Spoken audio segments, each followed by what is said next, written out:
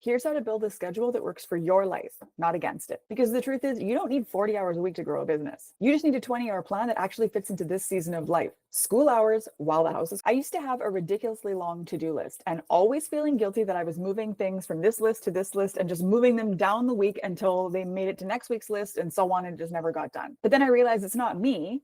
I just don't have a system that lets me work backwards and reverse engineer my goal into the actionable steps that I need to be taking right. And if you want my process for making this easier, you can download the 20-hour workweek in the description box below. So in the last video, I talked about how to create a 90-day vision and how that helps you identify what needs to get done, what projects you're working on, and how you're going to bridge the gap between where you are now and where you're going.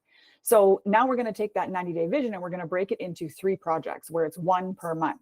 So for example, if your plan is to fill a new group program, maybe your 90-day plan is to fill the group program, but it starts with month 1 is building your lead magnet, month 2 is promoting the lead magnet, and month 3 is following up with those leads so that by the end of month 3, you've got this group program filled out. And so because you've got these, when you break these projects down, you can then break them down. When you've got your 90-day vision broken down into projects, then you can break each project down into the tasks that's going to be required. Once you've broken your 90-day vision into the projects, you can then take the projects and break those down into tasks that you can complete week by week and even day by day. Once you have your 90-day vision, you can break that down into the projects and then break the projects down into the tasks that you can complete week by week.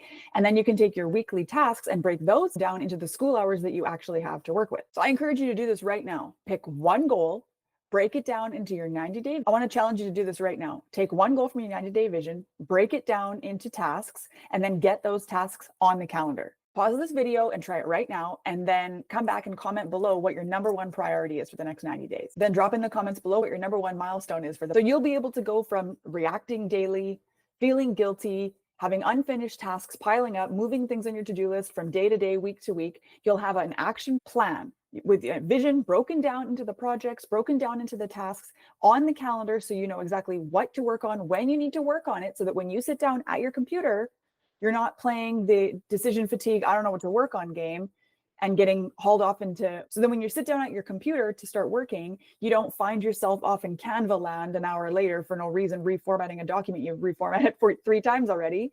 You can actually know what to work on, get it done, and get it checked off the list. And this is when you shift from hustling like a solopreneur to leading like a CEO mom. And if you want to follow along step by step, you can download the 20-hour workweek blueprint down below in the description box. It also comes with a 5-day implementation challenge to help you actually get the blueprint done. It's what makes this simple, repeatable, and doable, even with kids. Now that you've got your plan on paper, life doesn't always go according to plan. The question is, how do you actually stick with all of this when distractions and guilt creep in? This is where boundaries come in, and this is exactly what I'm covering in the next video. I'll see you there.